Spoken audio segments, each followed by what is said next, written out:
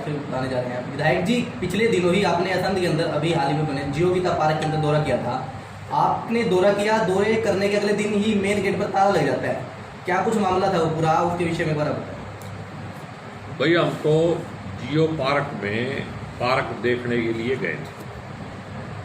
भाई वहाँ लोग जो सैर करने जाते हैं, बच्चे खेलने जाते हैं, लेकिन हमने जब वहाँ पार्क की हालत देखी तो हमने फिर उस हालत को देख के सेक्रेटरी साहब को फ़ोन किया। उस टाइम तो सेक्रेटरी साहब मान गए, यहाँ वहाँ सफाई नहीं है, वहाँ पे खड्डे थे उनके ऊपर ढक्कन नहीं है, वहाँ पे रोड़े पड़े हुए हैं जहाँ से पेवर पाड़ के ले गए, और भी बहुत बड़ा बड़ा घास था उसमें, और सैनिटाइजेशन भी उसका नहीं कराया गया। ये सेक्रेटरी ने खुद माना। अब हमने तो उनको एक अच्छी सलाह दी कि इसको सैनिटाइज भी कराओ और इसकी सफाई भी कराओ ताकि बच्चों को किसी को चोट भी ना लगे, इसको बढ़िया ढंग से बना दो। तो उसके बाद शायद उनकी जमीर जाग गई या पता नहीं ऊपर से कोई दबाव पड़ गया। तो अब वो कहते हैं जी विधायक जी यहाँ आए इसलिए ये पार्क बंद हो गया। भाई मेरा काम बंद कराने का नहीं है, जिन लोगों ने घटिया काम करके पैसे खा रखे हैं उन लोगों का ये काम होगा बंद करने का। अब अपनी कमजोरी, अपने आप को जो गलत काम कर रखा है उसको छिपाने के लिए चाहिए तो था प्रशासन, अगर जिंदा प्रशासन होता ना तो चाहिए था सेक्रेटरी के खिलाफ या जो भी अफसर उससे कंसर्न है उनके खिलाफ मुकदमा दर्ज करना, जिन्होंने बिना सैनिटाइजेशन के उस पार्क के अंदर बच्चों की जान और लोगों की जान जो है जोखिम में डाली। वहाँ पार्क खुली रहे, इसमें मेरे को कोई दिक्कत नहीं है। विधायक जी एक शीर्षी में हमारे यहाँ के लोगों को बीमारी हो जाए उस पार्क से तो उसमें मेरे को प्रॉब्लम है। किसी को बुरा भी लगे तो पार्क साफ सुथरी होनी चाहिए, बच्चों के खेलने की जगह सही होनी चाहिए और उसका सैनिटाइजेशन होना चाहिए, और जिन अफसरों ने कोताही की है उनके खिलाफ मुकदमा दर्ज होना चाहिए। विधायक जी एक शीर्षी में जो बोर्ड लगा था उसके बारे में आपका क्या कहना है? देखो भाई, बोर्ड वाले मामले में कोई जांच हुई, सरकार ने कोई एक्शन लिया नहीं लिया? जांच मेरे को डीसी साहब ने आश्वासन दिया था कि जांच होने के बाद मेरे को ये भी पता चला कि उसमें शोकाज नोटिस हो गया, और मेरी डिमांड ये थी कि वहाँ पे जिन लोगों का इस काम में हिस्सा है उनके खिलाफ मुकदमा दर्ज होना चाहिए। अभी तक कोई कार्रवाई मेरी नॉलेज में या मेरे को कोई जवाब डीसी ऑफिस से नहीं आया, क्योंकि जब पहली बार खट्टर साहब मुख्यमंत्री बने तो एक सब्जी मंडी करनाल का उद्घाटन करने के लिए आए थे। पहला उद्घाटन था करनाल, तो वहाँ कुछ कांग्रेस के लोगों ने एक पत्थर लगा दिया था। उस पत्थर की वजह से कांग्रेस के लोगों पे देशद्रोह का मुकदमा दर्ज हुआ था, और ये तो एक ऐसा केस है, वो तो एक सिर्फ पत्थर था, कोई किसी का नाम या किसी का वो नहीं था। यहाँ तो जिंदा एमएलए को तो मार दिया, और जो एमएलए मतलब है नहीं मौके पे उसका नाम लिख के पत्थर लगा दिया। इसके बावजूद भी प्रशासन कुछ कार्रवाई नहीं कर पा रहा है। तो जो सत्ताधारी पक्ष है, या तो उनका प्रेशर है या देश में से कानून व्यवस्था जो है लोकतंत्र खत्म हो चुका है। ये मुद्दा शांत नहीं होगा। उस सरपंच के खिलाफ 2 शोकाज नोटिस और भी हैं, पहले भी उसके घपले चल रहे हैं। मेरे को उससे कोई लेना देना नहीं, क्योंकि वो बीजेपी का आदमी है। तो बीजेपी वाले कितना ही खा जाओ, वो तो राष्ट्रभक्त हैं, उससे कोई खास फर्क नहीं पड़ता।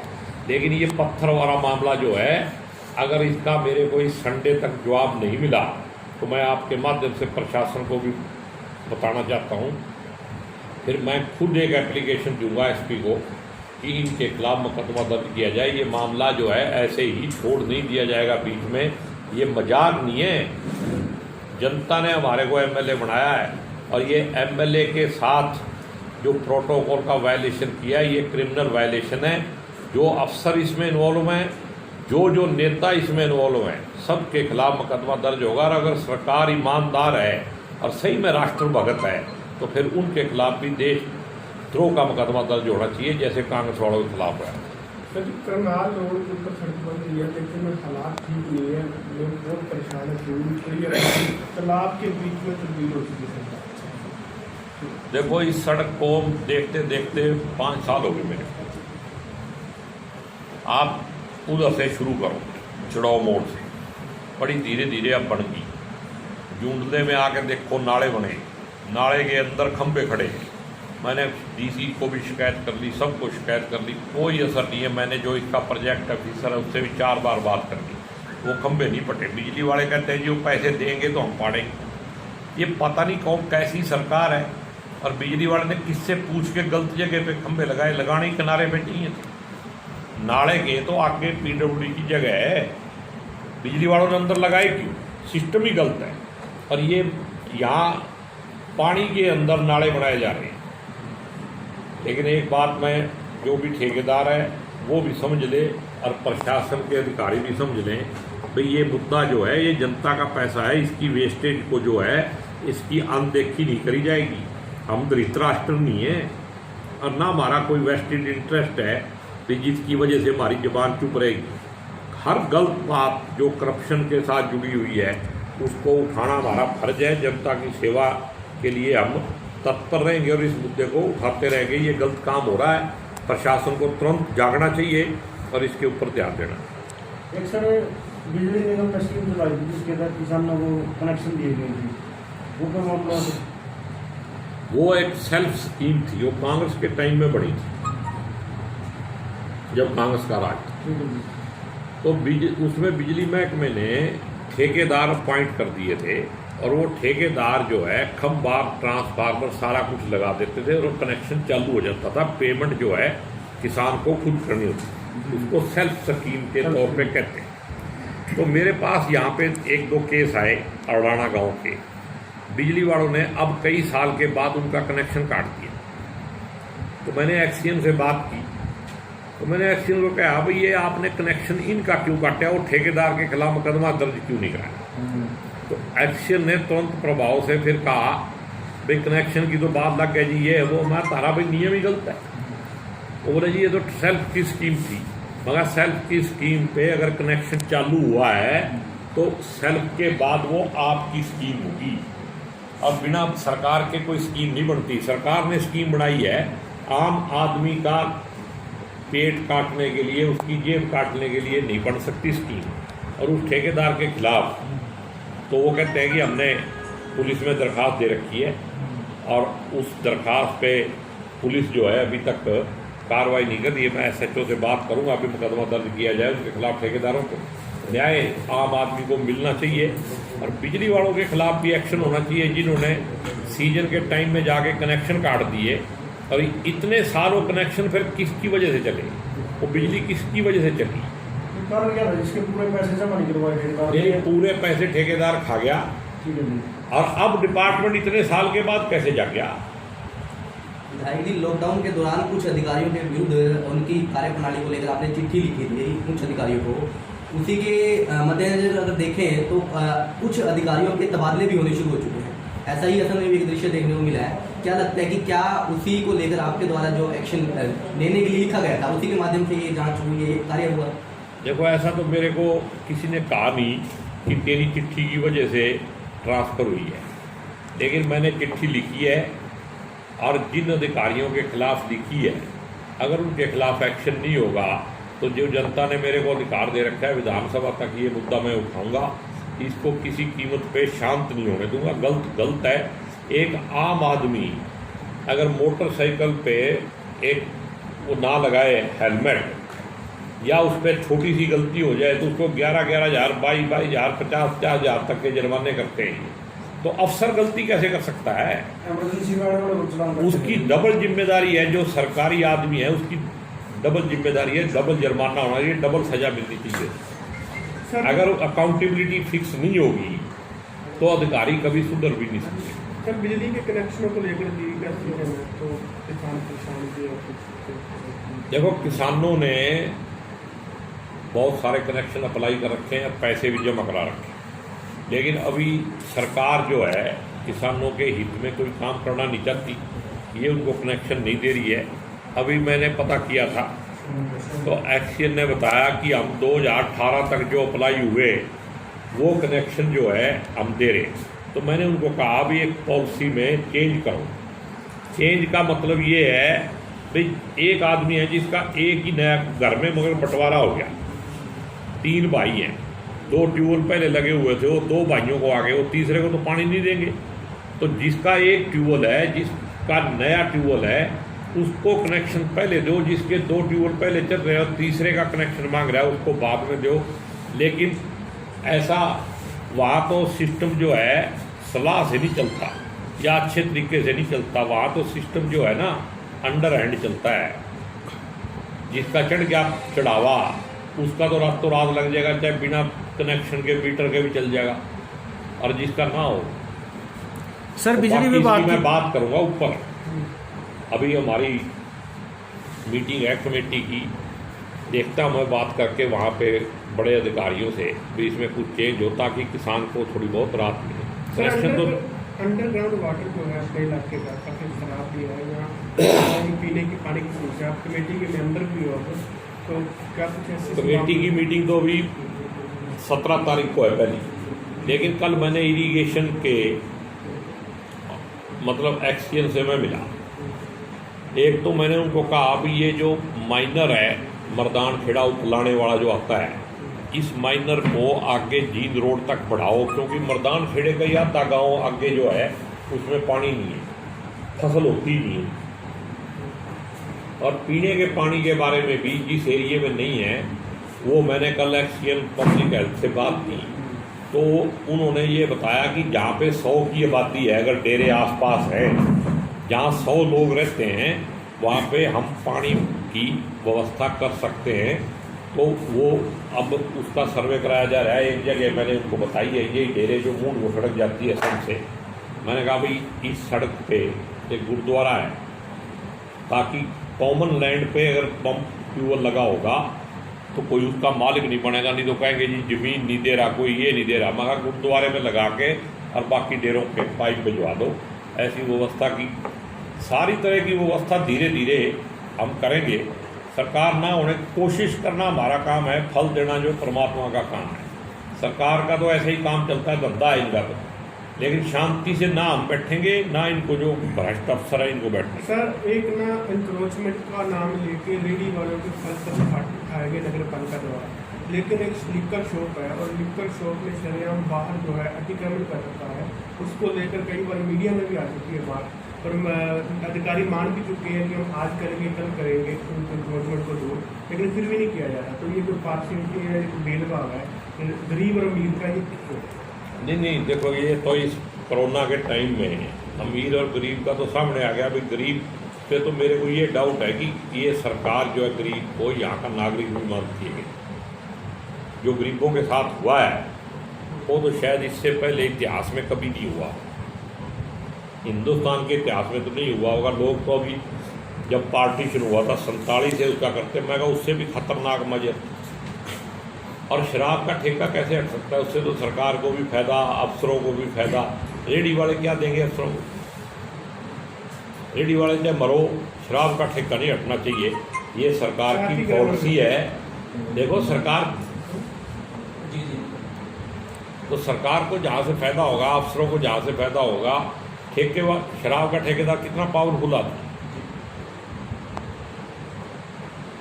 सर कैसे हटा सकते? गरीब आदमियों से सर अगर एक बात अभी सामने आई है तो कई दिन से बिजली विभाग के द्वारा छापे मारे जा रहे हैं, लेकिन अभी तक सिर्फ छापे उन ही एरिया में मारे गए हैं जहां तो गरीब बस्ती है या कुछ ऐसे लोग हैं कि जो मुश्किल से गुजारा कर पा रहे हैं। तो विधायक जी, क्या आपकी नज़र में अमीर आदमी बिजली चोरी नहीं करता है, नहीं कर सकता?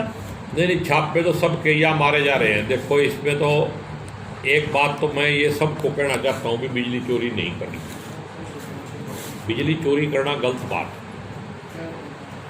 लेकिन बहुत सारे गरीब तो जो हैं उनके मीटर ही नहीं लगे हुए, उनको कोई कागजों की वजह से किसी वजह से कोई मीटर देता नहीं है।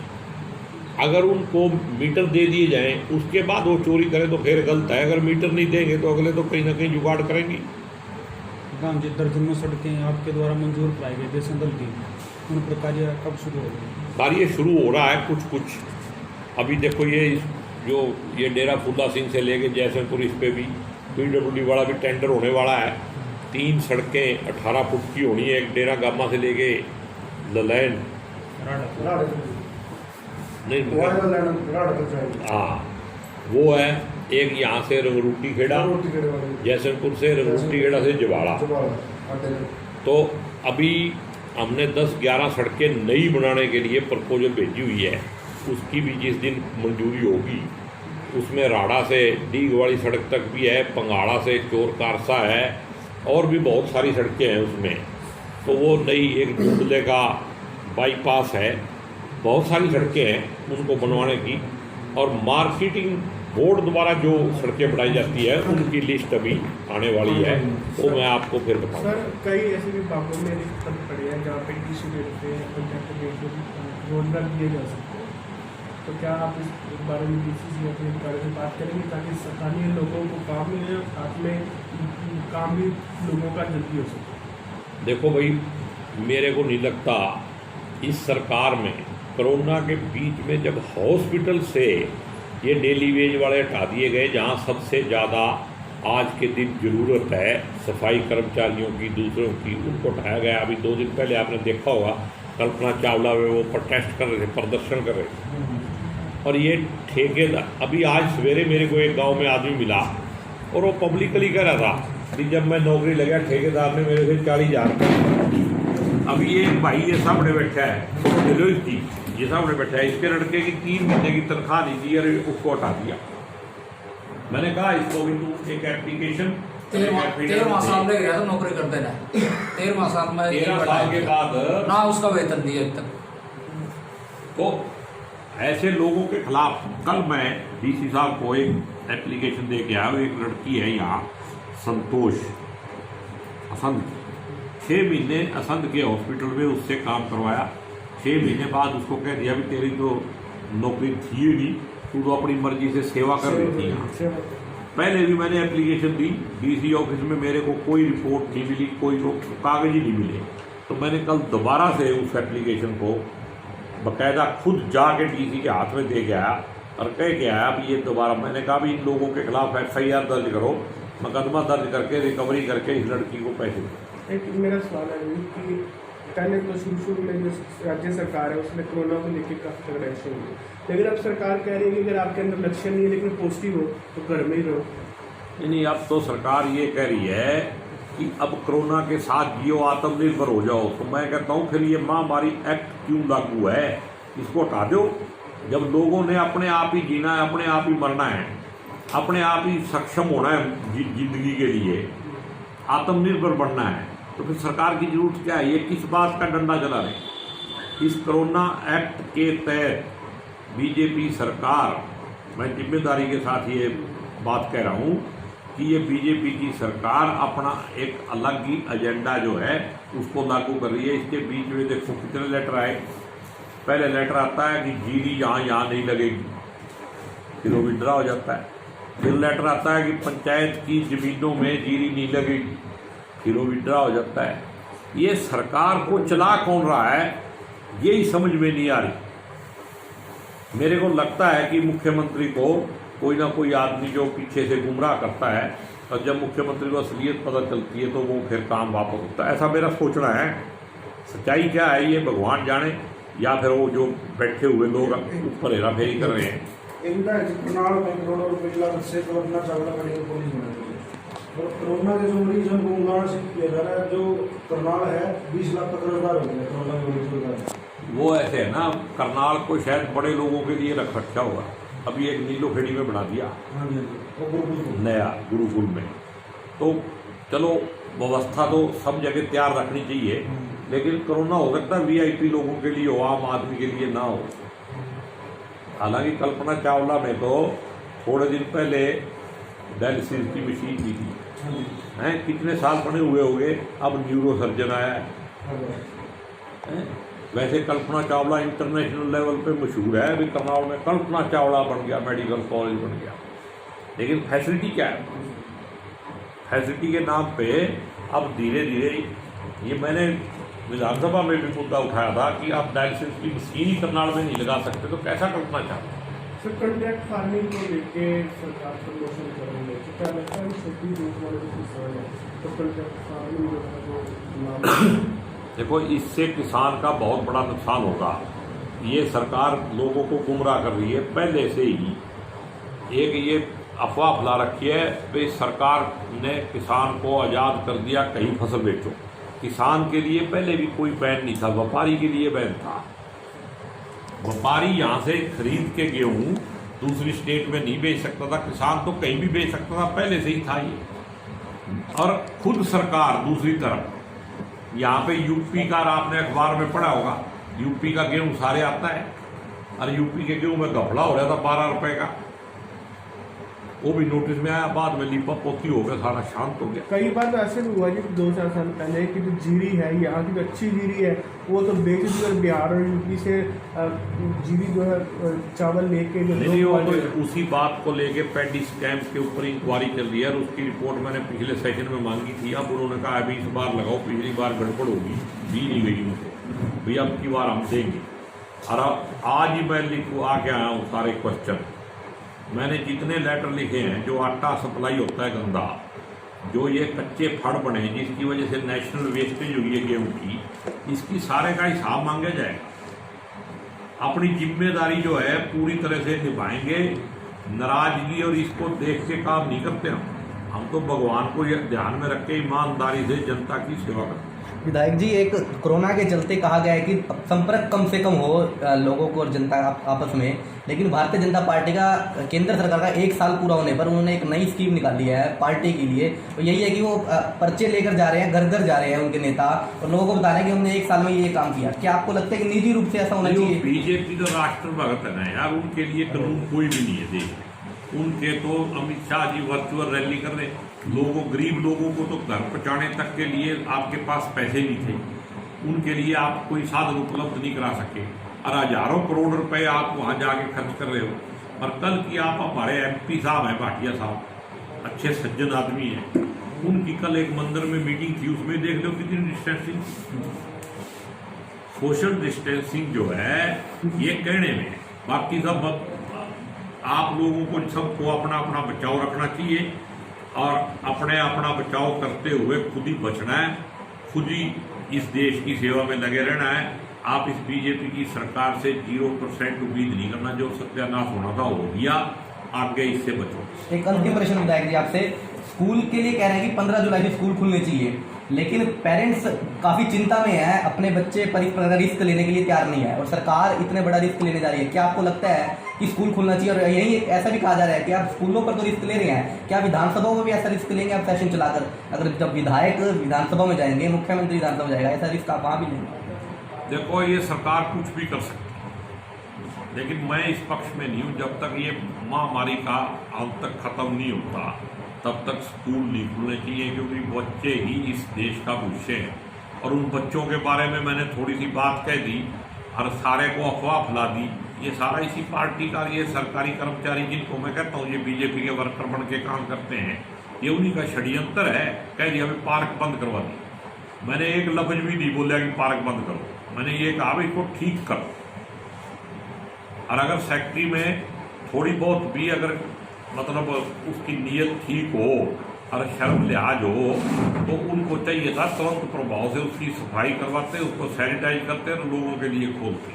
प्रधान जी, बिना मास्क वालों के साथ 500 रुपये के चलान काटे जा रहे हैं, ये मास्क तो लगाना चाहिए। देखो, ये जो बचाव की बात है और चलान काटना गलत है। चाहिए तो ये कि सारे सरकारी आदमियों के हाथ में 150 मास्क हो, जिस पे नहीं हो उसको हाथ जोड़ के मास्क दे दे, उससे ज्यादा अच्छी सेवा हो। एक लास्ट ये है कि असंध के अंदर एक अलग डिपार्टमेंट है नगर पालिका के अंदर गाँव को लेकर, लेकिन गाय इतनी ज़्यादा, बंदर इतने ज़्यादा, कुत्ते इतने ज़्यादा, लोगों की परेशानी का स्वरूप, और इसको लेके गायों को लेके अभी कुछ हो हल्ला भी कुछ बात। देखो, ऐसे है, जो गाय पकड़ने के लिए 4 आदमी रख रखे हैं, पहले आप उनकी जांच करो भी वो कहाँ काम करते हैं। एक तो पार्क में रहता है, एक पार्क में रहता है, चेयरमैन के घर रहता है, जब एक सेक्रेटरी के घर रहता है, तो गाय कौन पकड़ेगा? जो ये नंदी हैं, इनके लिए ग्राउंडा में बनी हुई कितने नंदी पकड़ के बेचे। और ऐसा भी यहाँ चर्चा है, मैंने सुना है भाई गाय पकड़ने वालों में से एक आदमी को जहर खाना पड़ गया। ऐसा क्या जुल्म कर दिया था उसने गाय पकड़ने में, या कितनी गाय पकड़ी, कितनी बेची, इसका कोई हिसाब, कोई जांच ही नहीं हुई, मुकदमा तक दर्ज नहीं होने दिया। उस लड़के के खिलाफ उसकी क्या गलती थी कि उसको जहर खाना पड़े? ऐसा मतलब है कि डीसी रेट पे लगे हुए के पास कोई करोड़ों रुपये तो थे नहीं जो ये उससे कुछ उस पर दबाव था।